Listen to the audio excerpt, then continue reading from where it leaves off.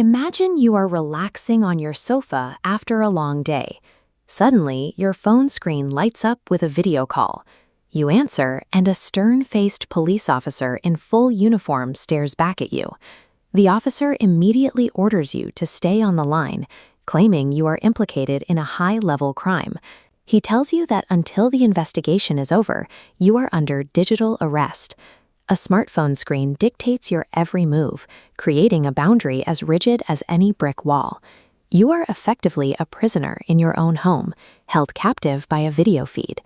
This script is currently bankrupting senior bankers, corporate executives, and highly educated professionals across the country. These scammers use psychological leverage to turn your own living room into a high-pressure interrogation room. By controlling your perception of reality from thousands of miles away, they convert your own mind into a prison. How does a distant stranger manage to exert total control over a rational adult in a matter of seconds? The trap begins with your own data. Every app on your phone that tracks your location, health, and purchases potentially leaks information that ends up on the dark web. Syndicates weaponize this information to craft a precise personal threat. They call with specific details about your life, claiming a FedEx parcel in your name was intercepted with illegal drugs or forged passports.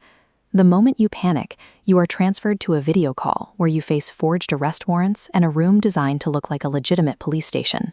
This visual shows the biological shift. Seeing an authority figure and a legal warrant triggers an amygdala hijack.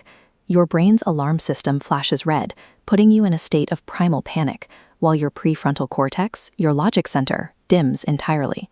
This physiological shutdown leaves you defenseless.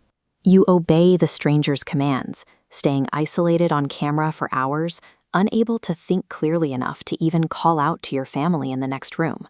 The scam succeeds because it targets biological survival instincts. By forcing the brain into a state of permanent alarm, the perpetrators effectively hack human biology, rendering intellect and education useless. These operations are industrial-scale enterprises run by highly organized international syndicates. The financial stakes are massive. In one case, a retired army officer's wife was extorted for 3 crore rupees after being convinced her identity was tied to a money laundering probe. Stolen funds flow through rented bank accounts and out of India, landing in specific hubs in Southeast Asia and the Middle East. These regions host cyber compounds where traffickers hold youths captive. These prisoners are professionally trained to impersonate Indian officials and maintain the pressure required to sustain a digital arrest. Every individual phone call is the end product of a multinational corporate crime industry. When psychological pressure alone is insufficient, the syndicates use technology to manufacture false evidence. Scammers now use AI voice cloning to mimic loved ones.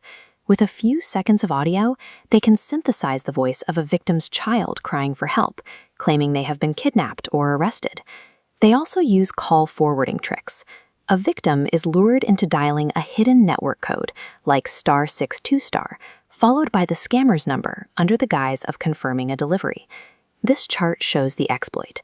By routing the call to their own device, the scammer can bypass SMS security.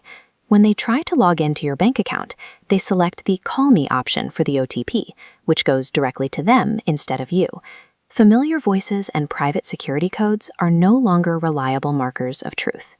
The strongest defense against a psychological hijack is a single fact. The term digital arrest does not exist in Indian law. Legitimate government agencies perform arrests in person. No official department will ever conduct an interrogation or issue a warrant via a video call. If you panic during a suspicious call, the only way to restore your logic center is to physically break the connection. Closing the app or turning off the phone forces a pause, allowing your prefrontal cortex to come back online. You should also memorize the golden rule of digital payments. Receiving money never requires you to click a link, scan a QR code, or enter your PIN. Protect your accounts by enabling two-factor authentication. This 6-digit PIN acts as a technical barrier that prevents scammers from taking over your messaging apps, even if they intercept a code. The amygdala hijack relies on constant, unrelenting pressure. By understanding these tactics now, while you are calm, you create a mental circuit breaker. Your knowledge of the scam is the shield that prevents your logic center from going dark the next time the phone rings.